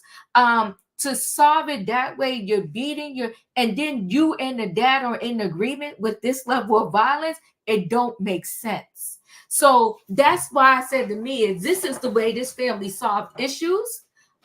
There's a lot going on, and it been going on, but I think it escalated to said level once the boyfriend came along. But what mother just thinks, okay, I'm going to jump on you and be punching you in the chest? What father gets a broomstick and is busting you upside your head to the point where you are unconscious over a boyfriend? That don't make sense. But what makes sense to me is that this been the behavior and the way they resolve things in that household. And give me 1 second. And I would not be shocked if, unfortunately, the son suffered some stuff too. Because if you resolve with violence, you're resolving with violence probably every situation too. The way that mother was standing there in the courtroom, the way the daughter was standing next to her, the way the dad was at the stand lying to the people, talking about we're all good, and for his arrogant behind to put up a post as the mayor of the city. If I lived in Atlantic City, I would be at those city hall meetings shutting it down because he would be off his post, because this is a serious matter and you're posting on social media like the regular everyday folks and you're going to put hashtag unbothered. This is the mayor. Now, see, that's what I was thinking about, the weird part. They all are involved with children. Your wife is the superintendent over schools. So darn sure, if she's in the house allowing something to go down with her daughter, allegedly, she sure ain't going to protect nobody else's kids. And that school was told by the daughter she was being abused, but because her mother is a superintendent, when they came, they pushed everything under the table. And fortunately, that this was found out, the boyfriend helped her, or we probably would have been talking about another individual, unfortunately, that was unalived. Because that's some violent behavior at the hands of your father, who is a big guy. So if he's taking that broom and hitting you, you know it's hard. And that's why the girl was knocked out unconscious. So I don't need another piece to know that the father's off, the mother's off, and they need to get that girl out of that household along with the son and any other kids they had. And at the very least, while we investigate it, those two need to be suspended from their posts. When you're up. Well, we can see who wears the pants in this family. She does. By the way she was standing up there, hands in her pocket. And I think she's probably the one who encouraged the father. Yeah, going to correct her. And a lot of times people grow up and say, well, this is the way my parents did me. And I think that's just what, there's no incident of the daughter hitting the mom or hitting the father or something like that. Or you could say, well, the abuse. Like, I'm like you, Diva. I don't need any more information.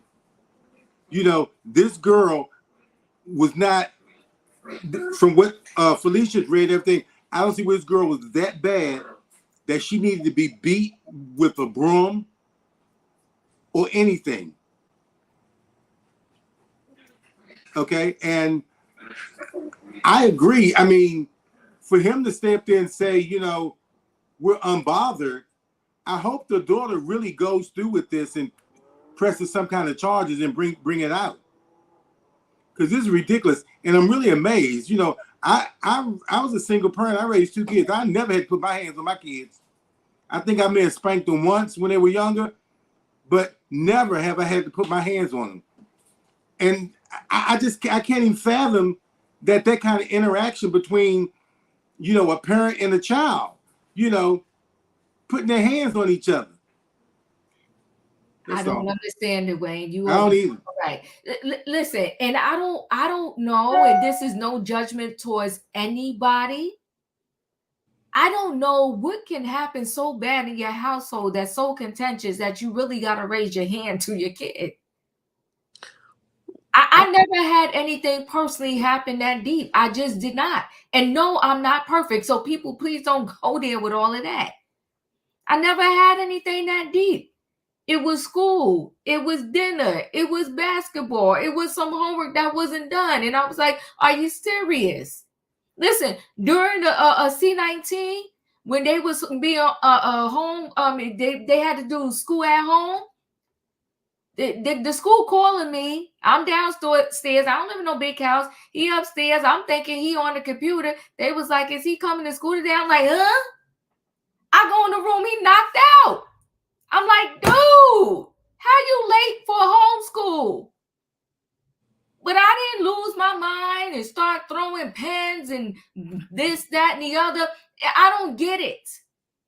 I really don't get it. And that level of extreme force is insanity. Where am I at? But Diva, I'm not saying I understand what you're saying you saying. are, Kat. I'm not saying Oh you. yeah, because these girls, like I say, I raised 3, and they got a fly mouth, and I had to take them down because I'm like, I'm your mom. You think I'm taking care of you, and you think you finna disrespect me? They'll bounce up on you. They'll bounce up on you. But I had to show them who was in charge because I'm taking care of you. I'm feeding you. I'm housing you, and you think you finna tell me something? No, ma'am. So yes, I had to bounce up on my kids before, and I'm not gonna lie about it. And I think the reason I raised them as right as I could. They all got careers. They doing what they're supposed to do. They take care of their family. Okay, But hold you're not on. finna disrespect. I need to move to other people. Okay, I'm sorry. Go ahead, y'all. I'm sorry. Go ahead. And This come again, back to me too. I will come back to you again, people. It's no judgment. I'm just saying that I don't see the need. I'm also saying that maybe look into other ways, but I'm also saying that the force that man used is no need for it. It's out of control. It's out of pocket. It is out of line. That is insanity. And he is a big guy. But then the mother was pounding on her chest. It doesn't make sense to me. Felicia, you're up.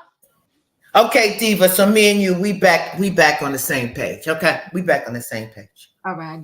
Thank you. I like that. Now let's take a moment here and make the boyfriend the father and the father the boyfriend.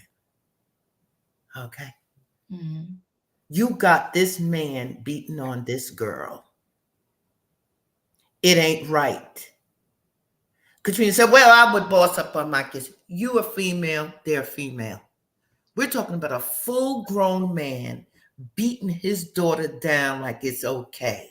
Woo. Yeah, I'm going to agree with Wayne. Yeah, maybe mom is a little tough, so he don't get to beat up on her so easy. So he now turns that anger onto his daughter. And this household is filled with violence. Yes. Come on, talk, Felicia. There's no love in there. There ain't no pause and pray. Because she got a boyfriend? Somebody likes her? So are we in a world right now that when a boy likes a girl and a girl likes a boy, that's a big problem? So she talking to him on the phone and he don't like it? Why don't he like it? I'm wondering if daddy's been abusing the daughter. Come on now. Because we gonna ride with this tonight, folks. See, we want to come in on the surface and talk about, well, I did it. Listen, I'm no judgment here. But she writes, she documents, he's punching her, beating her, balding her head, throwing her downstairs.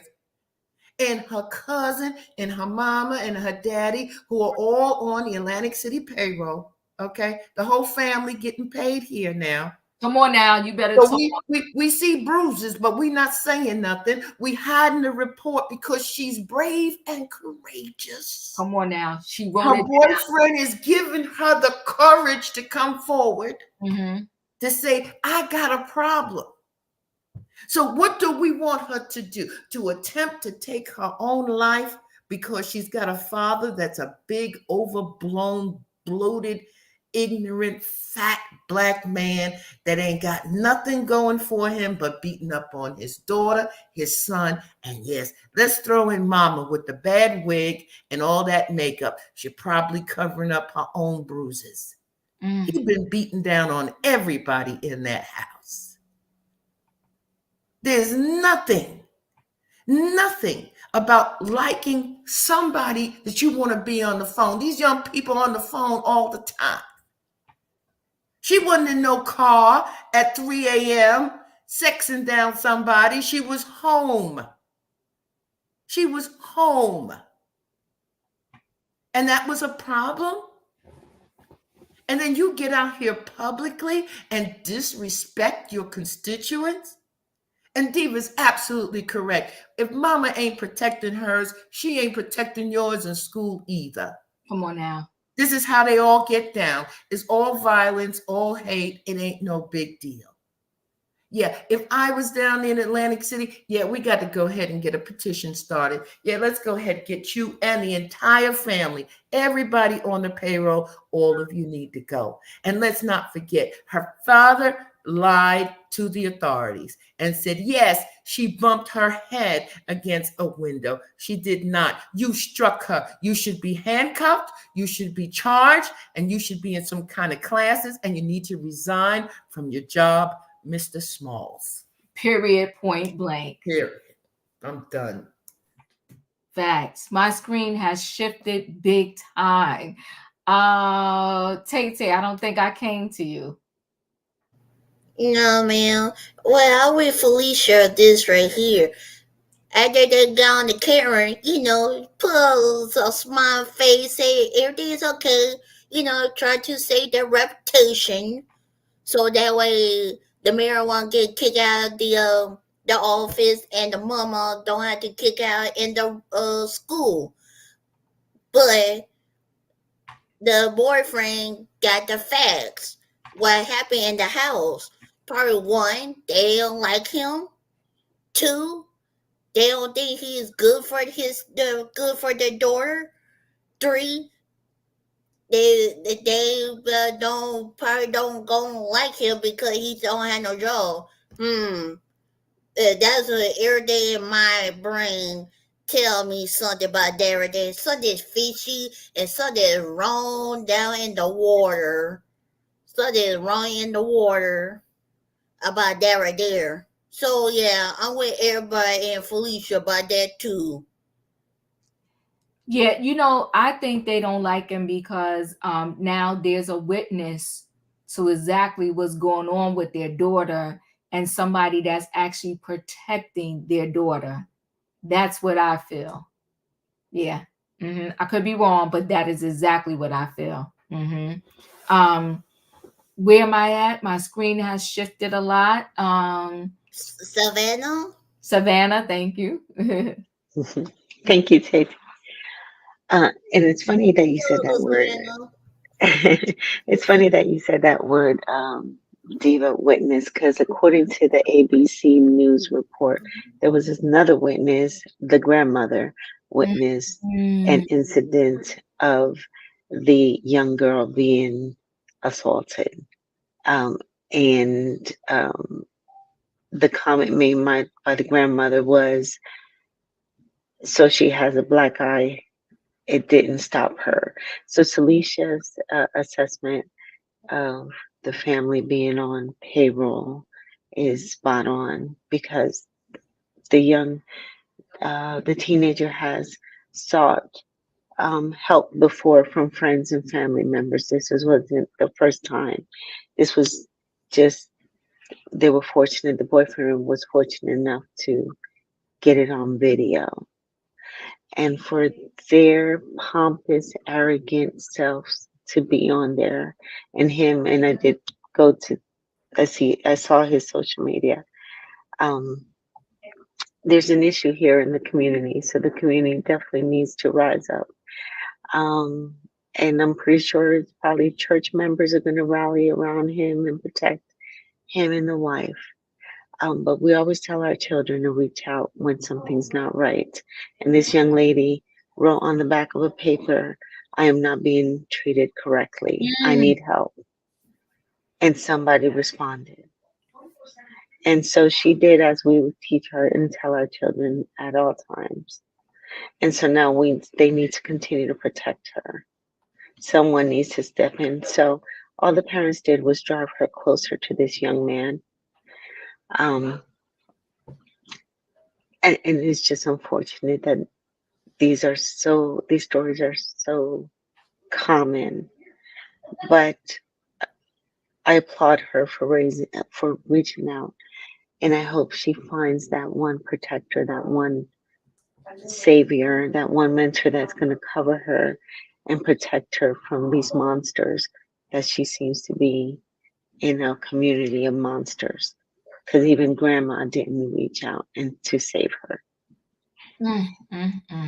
Because grandma's probably unfortunately getting compensated by that mayor and her daughter and whichever parent that grandma is too. You know what I mean? It's very sad. She's probably getting some type of benefit and keeping her mouth shut. Who did I not get to yet? Emmanuel, I know I didn't get to you. I think my opinion is gonna be really similar to Katrina. Um, I'm the type of person who believes in due process, and I don't believe in people stepping down or being fired of things until something is proven. So he's been charged. I'm gonna wait and see how the evidence unfolds and what the final judgment is. But yeah, I think there needs to be more information. I think that's my opinion. Right, I appreciate you. In my opinion, you're up.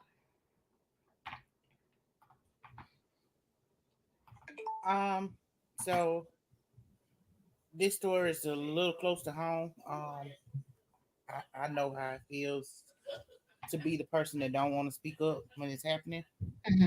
I do think there's valid points on both sides. I do want to see how the story turns out because I know there are some men that desert their anger, um, their frustrations, anything that they take on in the outside world on the people in the household.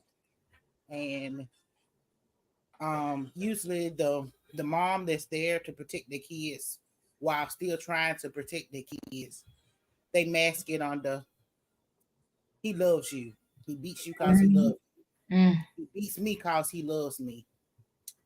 And it causes you to have a certain disdain for yourself. You become more self-absorbed. You don't talk about it because you don't want to hurt your father. You know what I'm saying? Because this is the only person she knows. You know what I'm saying? This is the person that take care of her. There's love there. You don't want to hurt that person. On the other hand, being a mom, I have seen some disrespectful girls that get with some disrespectful guys and start breaking all the rules.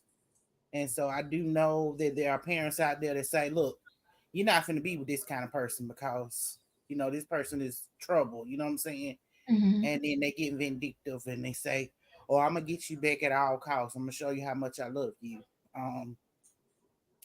I just really want to see how the story turns out. I pray this little girl is safe. Keep on investigating because these are the cases they usually slip through the cracks because the dads are so likable. They have a high paying job. People respect them and they don't look deeper to find out what the issues are. So I am praying that we get a conclusion. I hope you keep us posted on this one I because it is will. touching I close. will get close to it because this is in New Jersey. It's in my backyard. But I think that it was harder. I think it's hard for people to report anyway, especially when it's your parents or a close family member or a friend or something like that. But she was brave enough to do it. But I think the sadness of it all is that her parents are in very prestigious positions.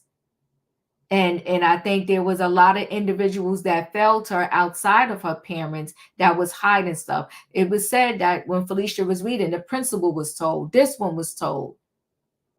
She has a hospital report. It's a mess. You wanted me to circle back to you? Yes.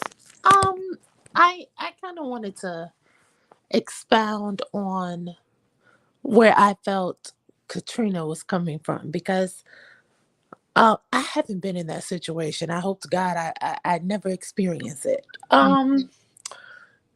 But I've worked with teenagers, and first and foremost, I think what in my opinion said was how I'm truly feeling. Like first and foremost, we want to make sure that this girl is safe and that everything is okay.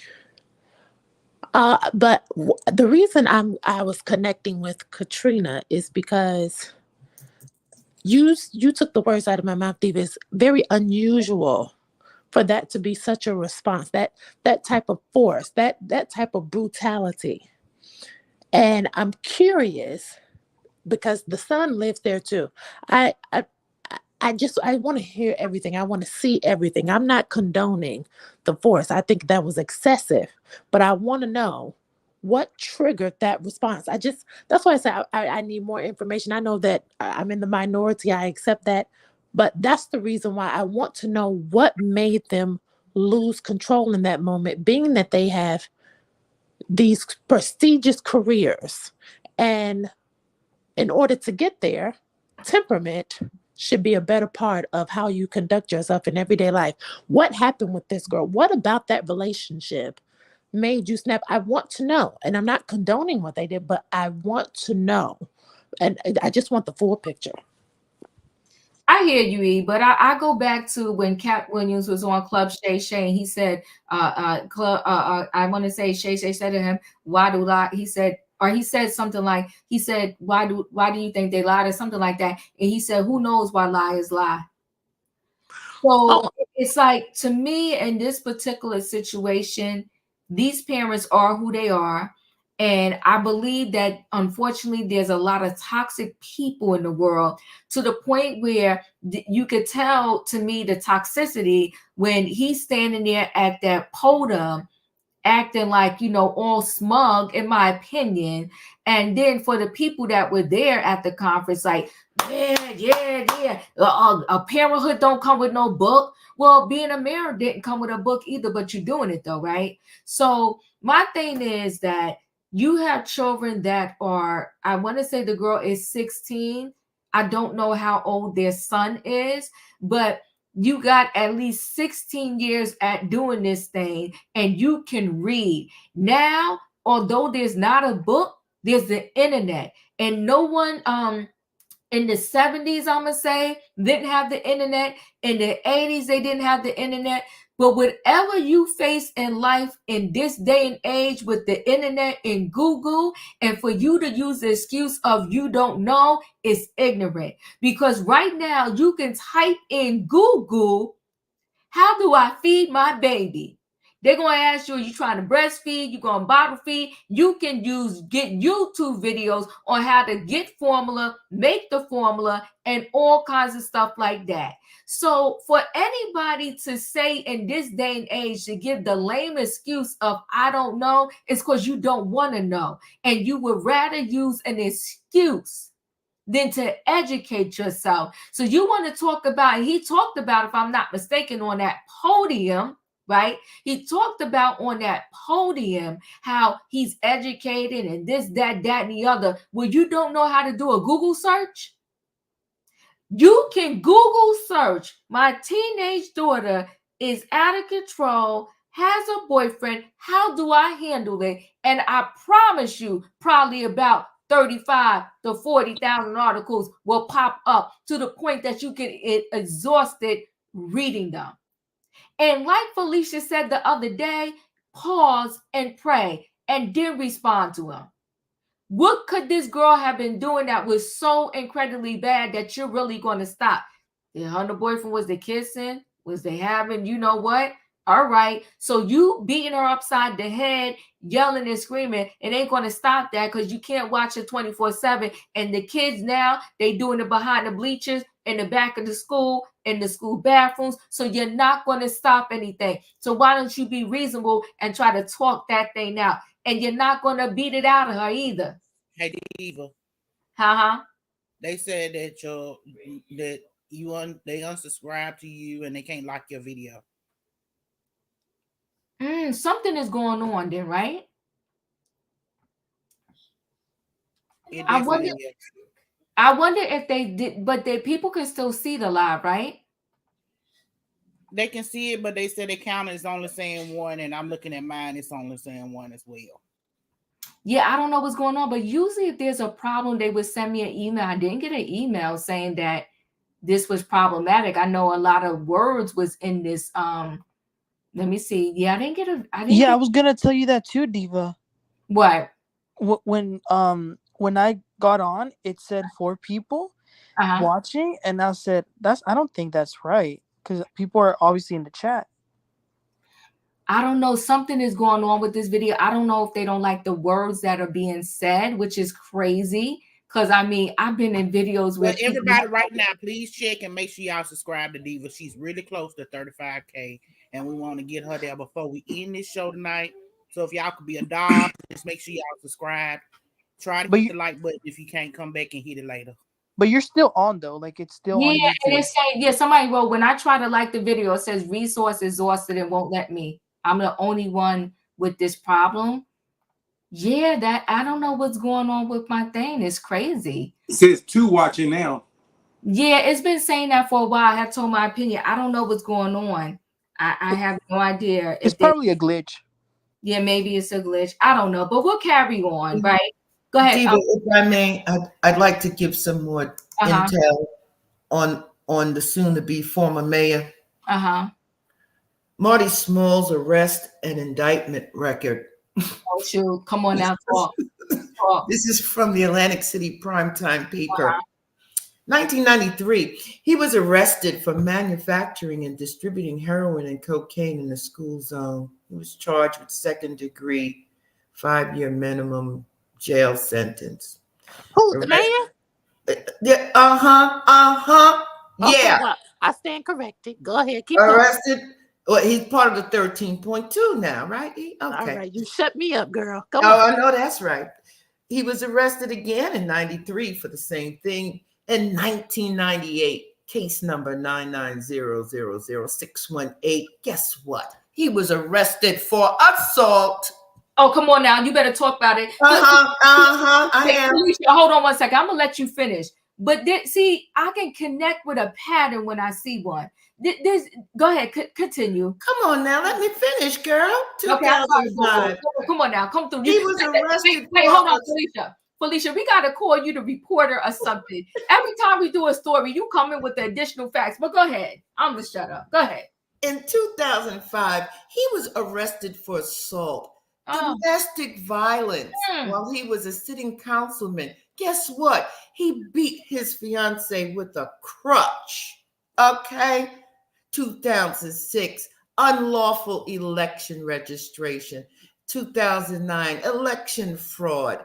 2009, falsifying public records. 2009, tampering with personal and public records. How about that? Is that giving some other folks some added layers, or we still want to wait for another outcome? I just want to know the cause. That's what I'm saying. Hold on 1 second. They love Brooke the same way we got somebody running for the president, and shout, we can't go there tonight because y'all got me in overtime now. Go ahead, Felicia. You done? No, it was a whole list, but I just wanted the assault. Okay. He beat the fiance with a crutch. Sounds a little bit like Cassie Frank getting hit in the head with a hammer. Okay. Oh no, a hanger, not a hammer. All right. Well, Felicia, the first time I stick up for a black man, he ain't no good. I guess I gotta go back to the other side. Now I wasn't sticking up for him. I just want to know the facts. Woo! Good gosh. Listen. But Felicia gonna have to be special reporter, okay? Breaking news. Hold on 1 second. Give us additional information to this story. Yeah, he has a history of this. The wife know it. But let me tell you what ain't going to happen. You're not putting your hands on my kid. But she probably getting slapped upside her head too. She definitely is, and she probably was the fiance he beat with the crutch. Oh my God. Okay, y'all, I gotta go in the feel-good story because we're in overtime. Let me go to this feel-good story, and then we're gonna close out. I appreciate y'all. It's gonna have to be a real good one, Diva. Yeah, you know what it is? It is really good. Hopefully, it didn't close out on my computer. Everything acting up tonight. Why don't I see it? Oh, here we go. Here we go. It didn't go away. It did not go away. There we go.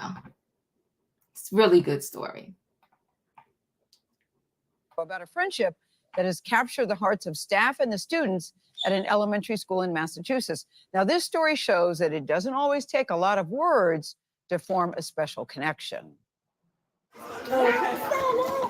9-year-old Elif loves being at school. But for a long time, her dad was worried. about whether she'd be okay after he dropped her off. You see, Elif has a severe developmental delay. Me read again? Me read again? And doesn't talk much on her own. Then one day, to her dad's relief and to Elif's joy, she made a very good friend. Not with a student, not with a teacher, but with someone very special. The school's guardian. And now Elif's too. Meet police officer Ryan Foley. Like, right, I'll be honest with you, because I know that someone is watching her. She's safe. Yeah. What made you cry? Because I see that she's trusting someone, except her father or her mother or her aunts or uncles. On days when Officer Foley watches over recess, Elif keeps an eye out for him. She heads for the doors, crosses the parking lot without saying a word, and makes a beeline for Foley. He's always standing in the same place, waiting for her to take his hand and take him with her. So she has a set route that she does. There's certain bricks that she steps on, certain points on the curb that she likes to hit, but mostly it's like zone out time. It's just a peaceful 30-minute walk. Even though there are no words exchanged between the two of you, do you feel some kind of communication with her? A connection, yeah. I think she senses that I'm also pretty quiet too, and I think that might play into her being more comfortable, that I'm not pressuring her to do anything. It's just walk. She knows I'm along for the walk, I guess. Yeah. She's the boss. This has been going on for how long now? About 1.5 years. Day after day. There was one day that I didn't go out there, and her teacher, Erin, was like, oh, she wasn't very happy. She was looking for you. She was asking for you, and then she went and sat on the bench and wouldn't do anything. Though Elif doesn't speak the way most kids do, her body language says so much. If she wants you to go away, she'll let you know. Come with me is pretty clear too. One day in her special ed class at Stanley Elementary in Waltham, Massachusetts, something very unusual happened. Someone really inspired her to speak. Who is it? It is Officer Foley. Good job. Why do you think she was drawn to you? I can't say 100%. I'm just glad it happened.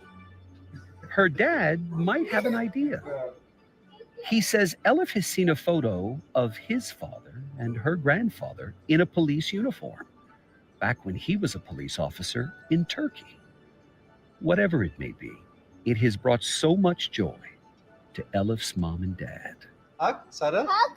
What do you think about this gentleman? Great guy. Great guy.